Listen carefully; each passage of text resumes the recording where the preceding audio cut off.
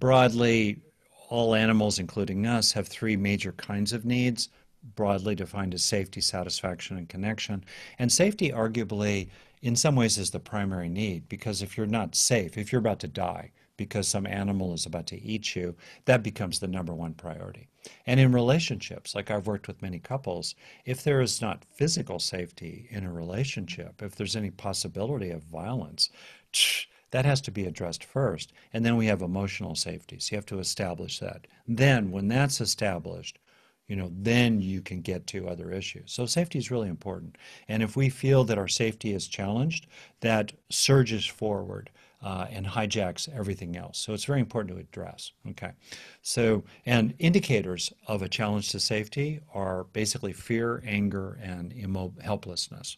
Those are primary, and physical pain is a signal of a threat. Okay. So what do we do? And I think that to cope, it's really helpful when something comes at us. And this is kind of under the heading of make a plan.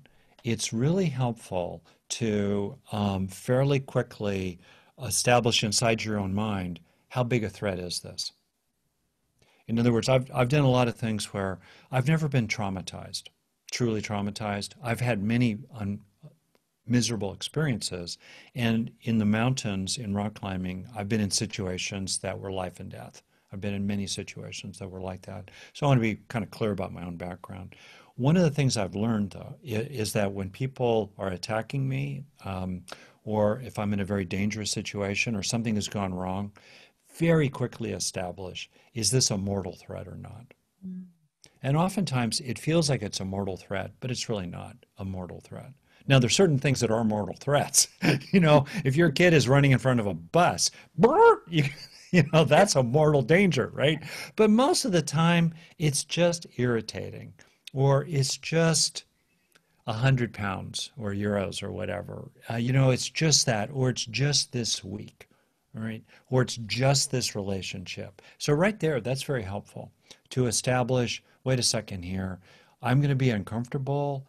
This is a big deal, but I'm going to live. I'm going to live to see the sunrise and fight another day.